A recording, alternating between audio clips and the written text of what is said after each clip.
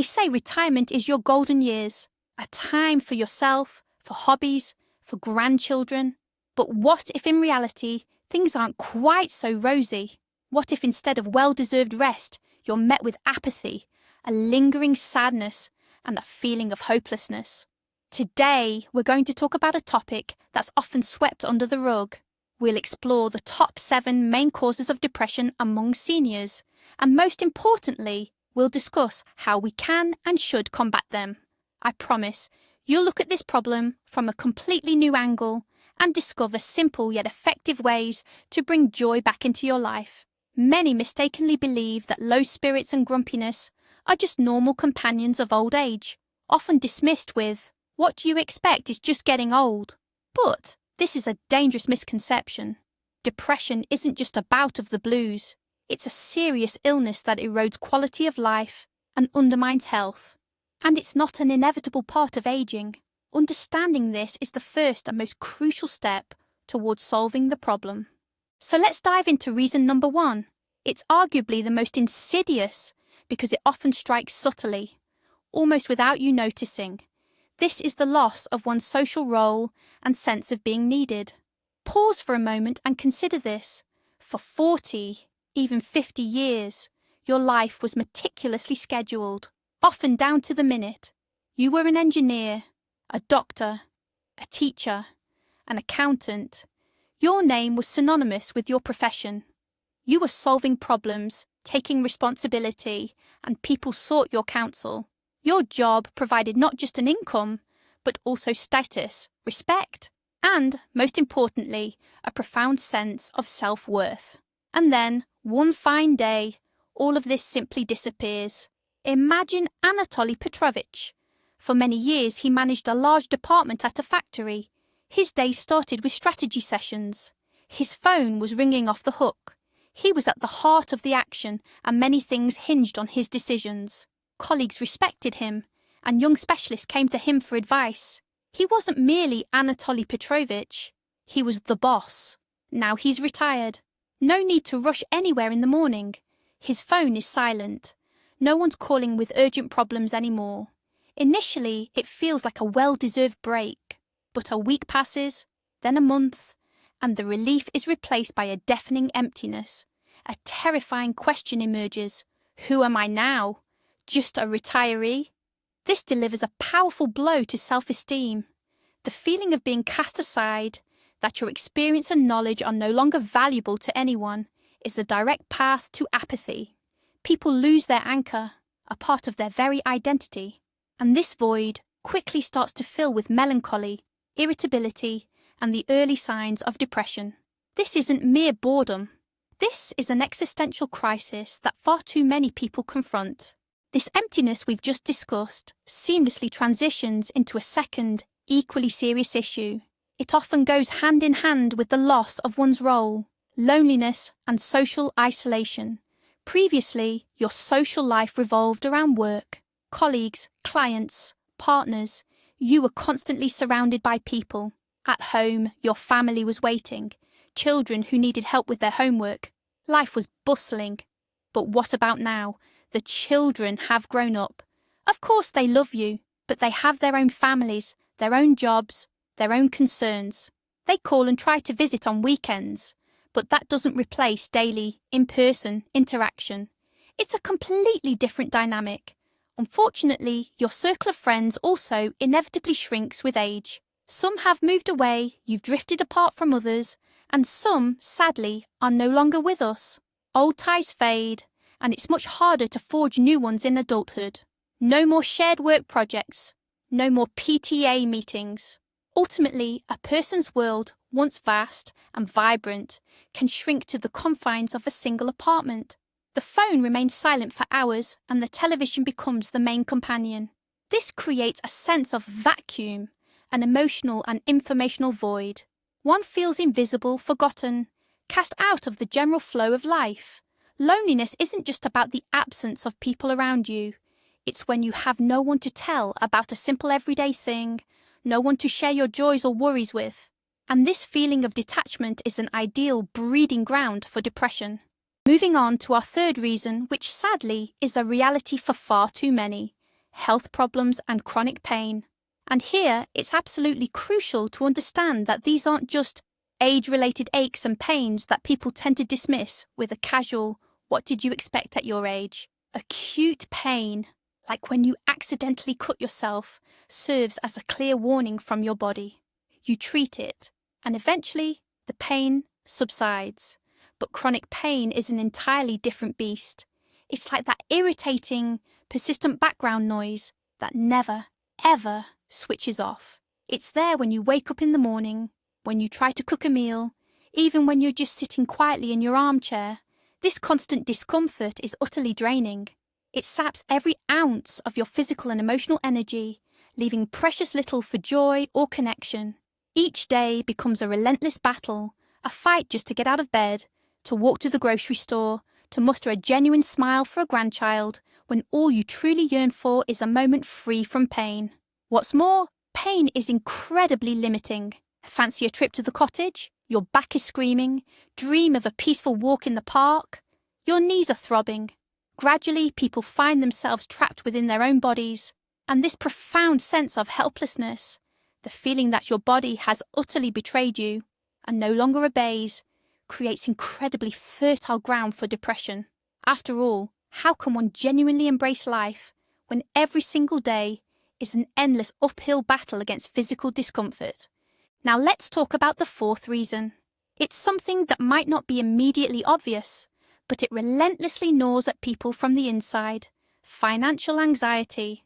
There's a persistent and damaging myth that pensioners don't need much. The rationale often given is that their children are grown, their mortgage is paid off, and they live simple lives. But this is a complete misconception. In reality, surviving on a single pension in today's world is a constant, utterly draining source of stress. Every trip to the grocery store becomes a complex mathematical equation. What can they afford today, and what must be left on the shelf? Food prices keep climbing, utility bills are ballooning, yet their pension remains painfully stagnant. This creates a pervasive background sense of worry that never truly leaves them. And then we add the most painful subject to this equation: medication. As people age, medicines transition from a luxury to an absolute necessity, and they are often prohibitively expensive. This frequently leaves individuals facing an agonizing choice: buy essential, life-saving medication or scrimp on nutritious food, pay for a crucial medical examination, or set that money aside for a rainy day. But it's not solely about basic survival.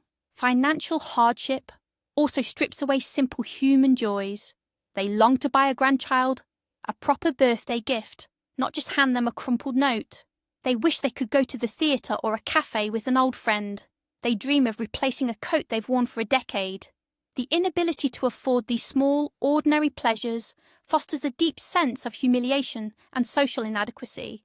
This constant burden of financial worries, this pervasive fear of unforeseen expenses, what if the refrigerator breaks down, for instance, weighs heavily on their mental well-being.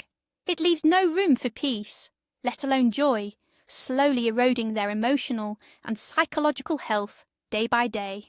Our fifth point flows directly from the previous ones. It's the gradual loss of independence. For someone who has spent their entire life being self-sufficient and in control, this can be a profound challenge. It all begins with small things that once seemed second nature. For instance, carrying heavy grocery bags from the store becomes a struggle, or reading the small print on medication labels, or climbing 5 flights of stairs without an elevator.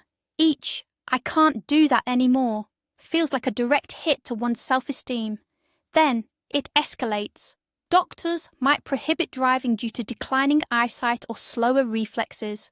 For many, a car isn't just transportation, it's a profound symbol of freedom.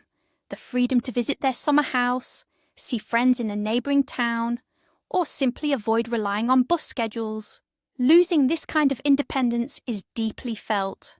Gradually, daily tasks also start requiring assistance, preparing a complex meal, doing a thorough house cleaning, or even figuring out a new smartphone gifted by their children. This is where a deeply complex psychological dilemma emerges. On one hand, the help is genuinely needed. On the other, asking for it can feel shameful and incredibly awkward. This often breeds the painful feeling of becoming a burden to loved ones. It's an incredibly difficult experience to process. Your entire life, you've been the one caring for others, your children, your parents, and now you find yourself in the position of being cared for.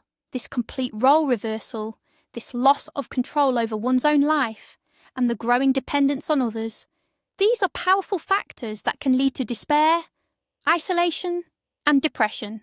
It's a direct assault on the very core of one's identity, on that fundamental sense of, I can do it myself. Now we move to the sixth reason, one of the heaviest and most inescapable, the profound grief that comes from losing our loved ones. While we certainly experience loss in our younger and middle years, unfortunately, as we get older, these losses become a far more frequent and pervasive part of life. Parents pass away, old friends with whom you've been through thick and thin are gone, and for many, the most devastating loss is that of a spouse, the person with whom you've lived side by side for decades. Each such loss is more than just grief. It feels as though a massive chunk is ripped out of your life. It's not merely a person who departs, an entire era goes with them. Shared memories, inside jokes, and the familiar rhythm of daily life disappear. The home that was once vibrant with life becomes echoing and empty, while in younger years, work, raising children, and a vibrant social life can help us cope with grief. In old age, these distractions are far fewer. One is often left alone to face their pain, and these losses have a tendency to accumulate. One loss piles upon another, and the emotional wounds simply don't have time to heal. Too often, older adults, especially men, are unable or reluctant to talk about their grief. They withdraw into themselves, bottling up their pain, which only exacerbates the situation. This unprocessed, suppressed grief is a direct path to profound depression. It poisons everything around, draining the world of its colours, and forces them to question, what's the point of all this now, if the people I hold dearest are no longer here? It's an immense strain on one's mental well-being. And finally, the seventh reason. It's perhaps the most profound and philosophical, yet no less real. This is the fear of the future, the fear of frailty, and the fear of one's own mortality. When we are young, we live with the feeling that eternity stretches before us. We make plans decades into the future. But with retirement, our sense of time radically changes. The future no longer seems distant and boundless. It becomes more tangible and, alas, finite. Along with this, unsettling thoughts begin to surface. What if I get seriously ill? What if I can no longer care for myself and become helpless? Who will look after me? These questions can trigger panic and rob us of sleep. One begins to take stock of their life. And here too, pitfalls can await. They might start regretting unfulfilled dreams, missed opportunities, and mistakes that, to them, seem irreversible. There arises a feeling that the best is already behind them, and only decline lies ahead. This existential crisis, this realization of one's mortality, is a normal stage of personal development. But if a person lacks inner strength, faith, or the feeling of having lived a life well spent, this fear can become all-consuming. It paralyzes the will, drains motivation to do anything, because what's the point? One begins to live in constant anticipation of the end, and this anticipation itself becomes a torment. It's a very powerful catalyst for depression, colouring all thoughts and feelings in dark tones. And here's the real game changer. It's often believed that overcoming depression relies solely on antidepressants and professional medical help. However, the most surprising revelation is that simple, non-medical activities play a huge, often crucial role. The true turning point arrives when someone discovers a new, even small sense of purpose. This could be caring for a houseplant, taking a short daily walk in the park, looking after a stray kitten, calling an old friend, starting a simple blog about fishing or knitting. The impact of these seemingly minor activities is monumental. They restore a sense of control, usefulness, and engagement with life. They establish a routine and provide a reason to get out of bed in the morning. This isn't just a way to distract yourself. It's a way to rebuild your life brick by brick, realizing you can still make a difference, care for someone, and create something. That's what truly heals the soul. Therefore, retirement isn't a life sentence, but a significant challenge. The causes of depression are real and multifaceted, ranging from loss of status to health issues. But the key to a solution lies in acknowledging the problem and taking proactive steps. You cannot simply brush it off or attribute it to old age. Thank you for watching this important video until the end. If you found it helpful, please give us a like and subscribe to the channel so you don't miss future episodes. Now, a question for you. How do you or your loved ones stay cheerful and positive during retirement?